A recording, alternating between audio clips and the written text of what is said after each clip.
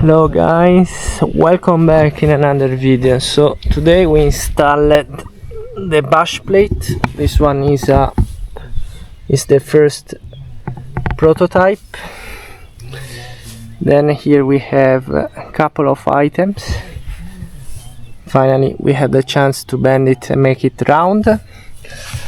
Exhaust protection, real tail, rack plate 4mm, chain carter and guide chain. And you can see from this side, you see is a prototype, but this one will be bended. Then we have the famous radiator grills, looks very cool.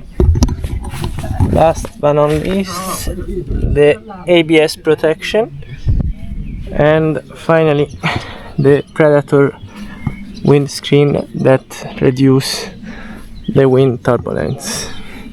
So guys, that's the bike. What do you think about it? Let us know in the comments.